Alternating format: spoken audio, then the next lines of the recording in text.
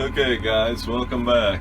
It is October 1st and we are heading out to hopefully the last mean job that the 6180 is going to have to do. So the next time we hook this field cultivator up, hopefully it's going to be to the 6495. But what we're out doing today, we are field cultivating wheat ground. So this ground here was red clover.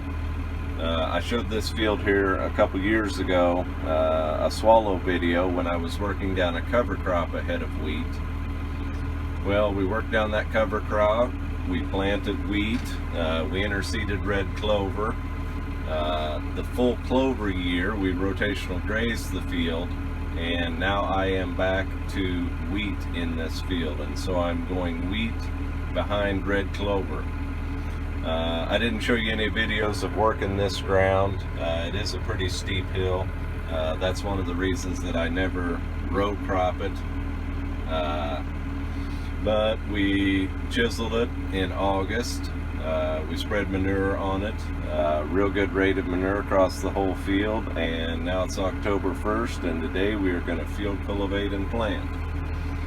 And so with a little bit of luck, this will be the last time the 6180 has to do brutal tillage work. Part of the plan next winter is to take the 1,400 pound rear weights off of this tractor and the front rack and put them on the 6495 so it's ready for tillage work in the future. And the plan is to turn this tractor back to a medium duty tractor for baling and hauling manure and pulling in silage wagons and some of those jobs. And so fall is here.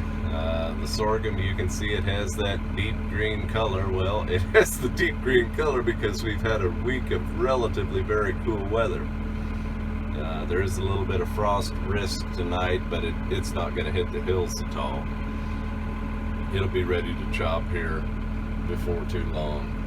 So back to what we're doing. We're getting ready to roll here, and we're going to run a little bit with the big girl, and we're going to get this field smoothed off real nice. It's already in real good shape, and so what this pass is going to do is it's going to level the field and it's going to dry it out a little bit. So climbing this old clay hill really works this 6180. Pulling that cultivator, there's our speed, 4.6 miles an hour. But boy, it sure is smoothing it off nice. And it'll be an excellent seed bed.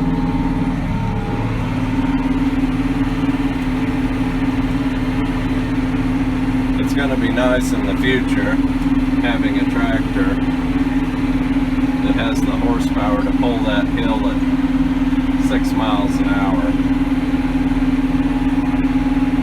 You can see the moisture in the seed bed there.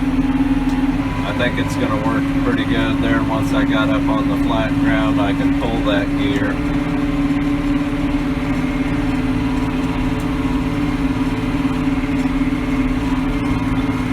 But you can see the moisture is just about right.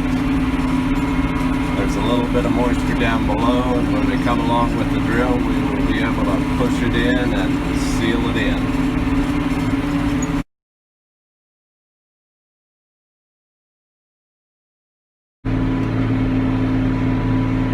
Okay guys, so a week ago I watched the documentary Kiss the Ground. It's a very good film. In it they're talking about the role that farmers have to play in combating climate change.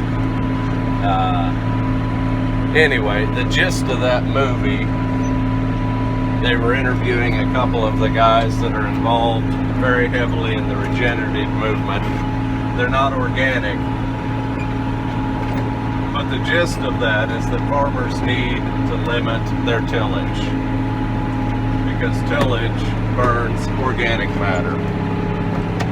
And so that's what I want to talk about. I have friends involved in the organic movement, typically younger and, you know, maybe more progressive is the term, but they are attempting and experimenting, and some of them quite successfully, with no-till systems in organic production. So we all work with the tools that we are familiar with, and I am familiar with tillage tools. And so while I do some experiments with no-till organic, I am not going to switch my system entirely to no-till organic. I am going to use tillage. So now I want to bring that down to this field itself. So this field,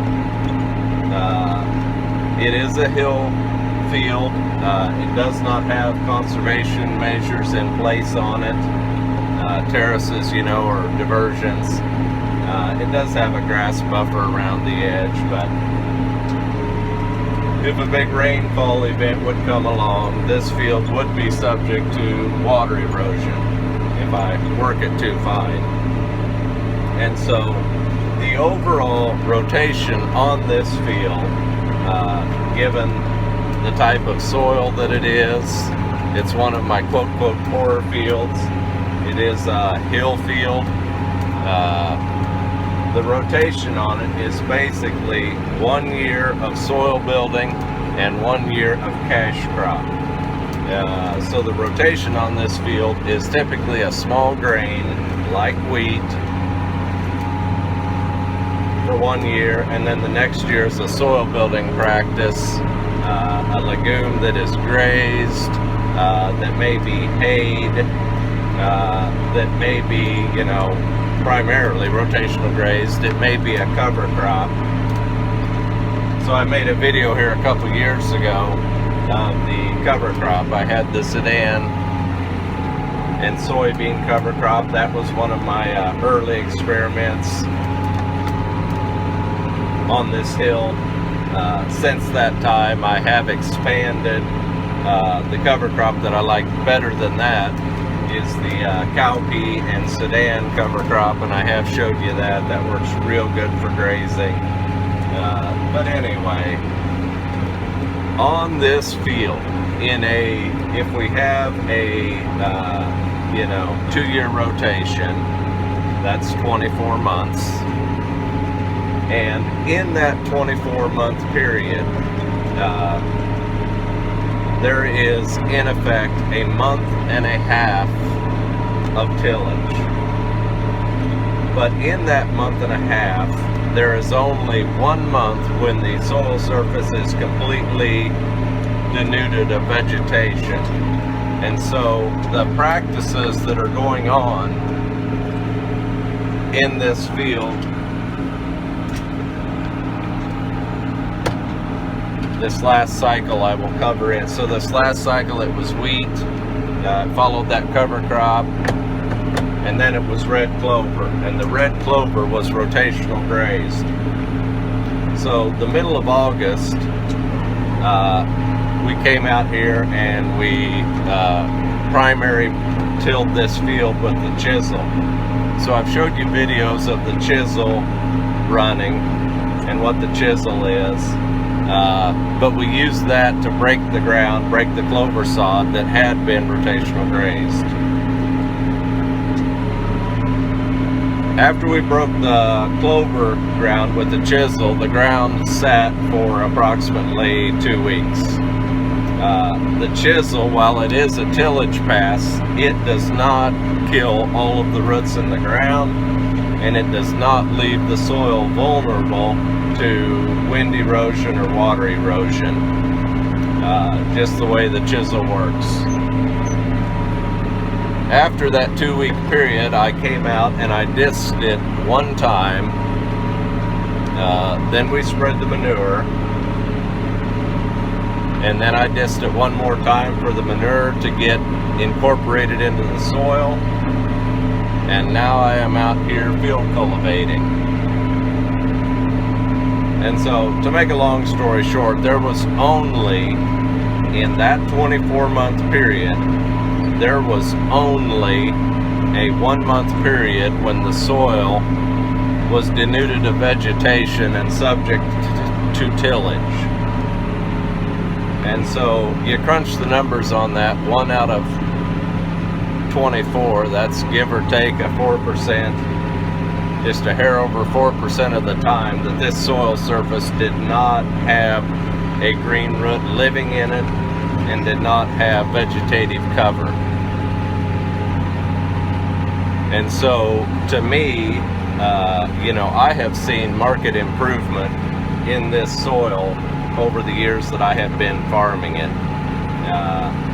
The organic matter is going up, the tilth is going up in the soil. Here 2 years ago when I was disking that cover crop down, you know, I remember looking back with the disc and showing you that the disc on this old clay hill, the disc was buried and cutting to the depth of the hubs. And at that time I needed to do it, you know, the disc was running, I don't know, 7-8 inches deep. But I needed to do that to incorporate that sedan and those soybeans, to incorporate the residue after grazing it. As a general rule, I don't go that deep on this ground. But anyway, for a disc to operate in August at that depth, that's a real good indicator that there's till in that soil. I remember past years, you know, where you'd be lucky to get the disc to bite in because the ground was so hard. So anyway, through time and under that management system, I have seen the tilth on this ground increase. I have seen the crop quality increase, the protein content of the wheat. I've seen the yield of the wheat go up, and I have seen the organic matter go up.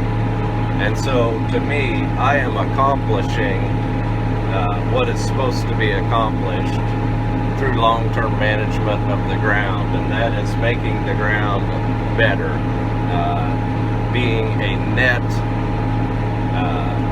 capturing a net amount of carbon as opposed to, you know, being a net emitter of carbon from the soil. And so I remember when I was back at the university, you know, we would do the actual calculations on how you find organic matter in the soil, and you know that an acre furrow slice of soil weighs give or take 6 million pounds. And so if you increase the organic matter from 3% to say 4%, that is a substantial, that's a huge swing in the soil carbon that you are putting into that soil. And so it's not enough just to have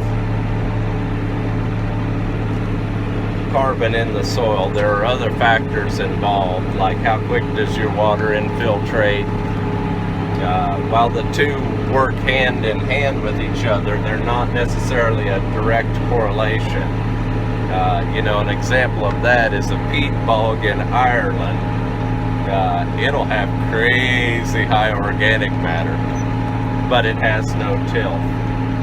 And so anyway, those two things, water infiltration and organic matter, you want a high water infiltration, you want to be building organic matter in the soil, you want tilth in the soil, you want the soil to have a living, breathing ecosystem in it. And the easiest way to accomplish the living, breathing ecosystem in the soil and to keep your soil as a net storehouse for carbon, the best way to do that, I agree 100%, is to keep a living root in the soil. And so everything that I do on the organic farm is in effect geared to that. You know, I don't fall till the ground. There's one little bitty exception for that, and that would be where I was considering planting oats, you know. Sometimes it's beneficial to fall work the ground where you're going to plant oats, especially if you're going to go into a high residue situation. But as a general rule, and a very good general rule, you need to keep a living root growing in the soil so that you're keeping the microbial activity going year-round. And that is a point that is very important, and it's covered in that movie.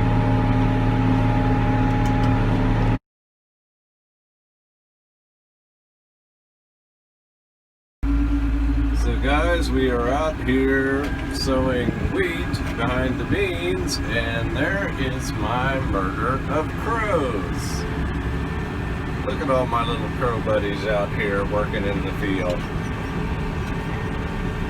So unfortunately, I think that due to the dry period there we had at the end of the season, there was some shattering loss on the beans, and looks like the crows are just taking advantage of it. Look at how many of them there are in the trees there. I started counting the other day, you know, when I was working this ground yesterday evening, and when I hit 80 crows, I stopped counting. Because there was more than that. So we are out sowing wheat. What is this? November 4th, the day after the election. The only big change going on here, no surprise, we combine the beans and disc the ground, but I am running the Great Plains drill. So you know, this is a 3-point drill, and it came with a caddy, and that caddy is nice in certain circumstances, but I've always wanted to pull the drill 3-point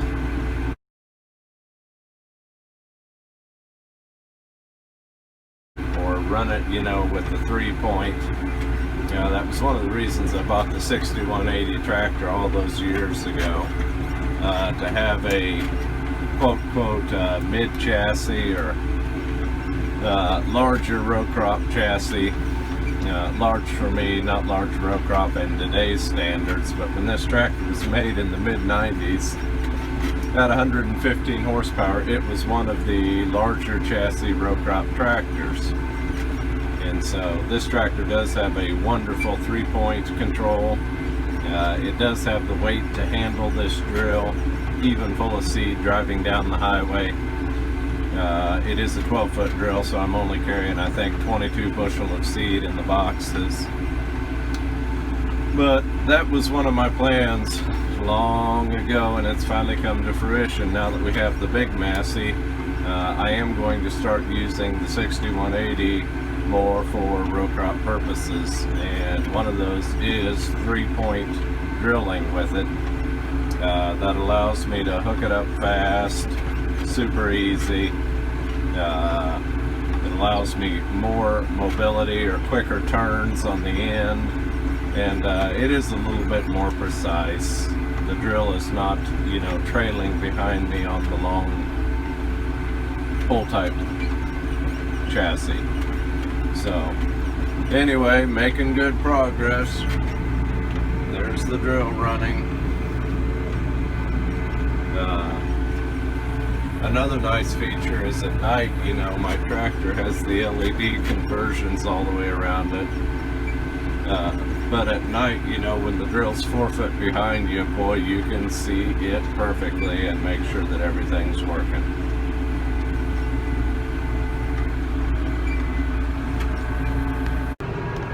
So I also want to talk a little bit about the pounds per acre of wheat that I am sowing out here. I did sow some early wheat, and that went into those relatively dry conditions. I did find moisture on a fair amount of it, but some of it had to wait for moisture. Well, in the wheat that went in early, right around the 1st of October, I was putting right on, I don't know, 90, 92 pounds to the acre. normally as you get later in the year, you up your pounds per acre of seed on wheat. And so here I am in bean ground. All the seed beds are very pretty. They're going in dry, but there is a little bit of moisture here in this bean ground. You know, bean ground is real good about conserving moisture and holding moisture. And so, anyway, in late conditions like this, sometimes I would go as high as 125 pounds after beans, and being in November like this. This year, I've got the drill set on about 110 pounds, and so why am I doing that? Well, I don't know how it will pan out. I do know that in these fields where I have following beans and I have excellent weed control, I can back my rate down a little bit. The other thing that's got me a little bit scared right now is the drought out west. A fair amount of the west is under drought right now, and you know, last summer there was drought north of us, and so I'm going to back the rate down a little bit, and that's the way we're going to handle the rate.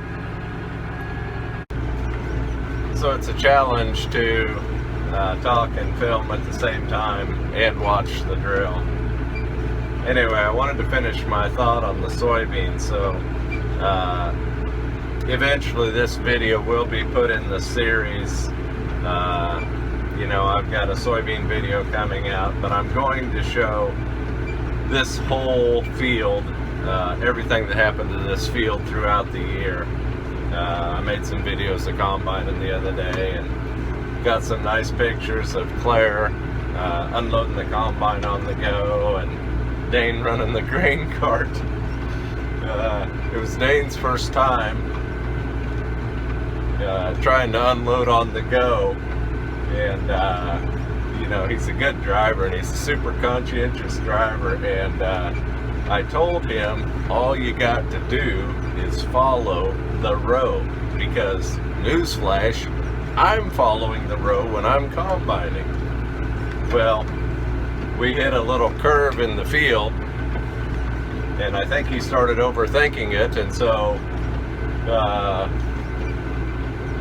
he started trying to correct me and to catch the grain, and we had a real circus, because first he was going too fast to speed up, and then I started to go off the back of the cart just a hair, and then he kind of panicked and he was swerving towards me, and eventually I clutched the combine, and that gave him the message to stop, and we finished that unload part, not moving, but you gotta follow the row. All you gotta do is follow the row, and you let the combine with the hydrostat do the working. You let the combine do the thinking. You just don't variate your speed, and you follow the row. But anyway, Claire, after a couple times, she's got it down perfect. Anyway, I wanted to finish the thought on the dry year. And so the weather here, you know, the precipitation is not going to show it. We're only behind for the year just a little bitty bit. But that was because we had that 4-inch rain in July that I showed you guys.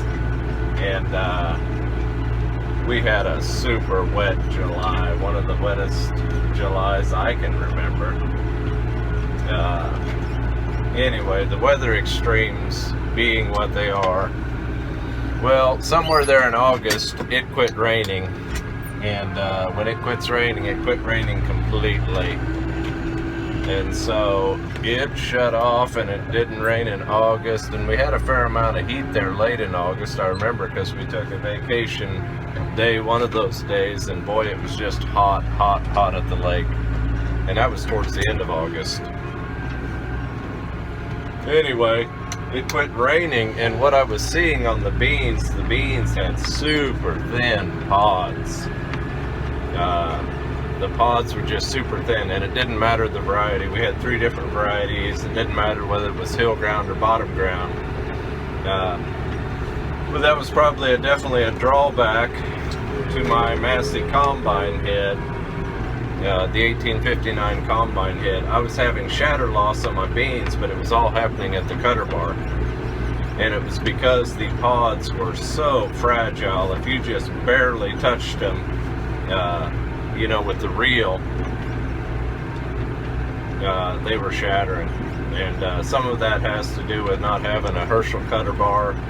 My old combine head had a Herschel cutter bar on it, Herschel Tiger Jaw, and they were super gentle. Well, the head that I'm using now does not have the Herschel Tiger Jaw. It has the old severe triangle-shaped short sickle sections on it, and they're a little more aggressive in their side-to-side motion on the cutoff. But anyway, I was having shatter loss at the cutter bar of the combine, and it was not because the pod set was low. It was because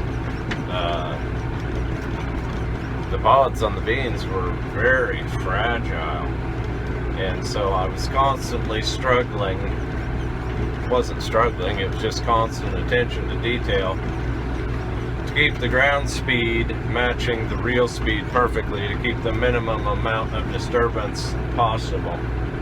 And you know, in any given field you have height variance, and so in order to limit the cutter bar losses, I was having to constantly vary, you know, the ground speed, the reel speed, and the reel height. Some years you just combine beans and it's automatic. There's not a whole lot of thinking. This year was not the case. And I did leave a fair amount of beans in the field. But as an organic farmer, I'm drilling wheat, and so I look at it as fertility for the next crop. At least what the crows don't eat. Okay guys, so here's a beautiful piece of karma. There's the sunset going down, and I'm on the last round of the last wheat field, the last wheat after soybeans. And so it's been a crazy year, but the farm work is just about done for the year. It has been a pretty good harvest, and it's dry here, but the wheat is going into pretty good conditions, and we're blessed. And there's a beautiful sunset.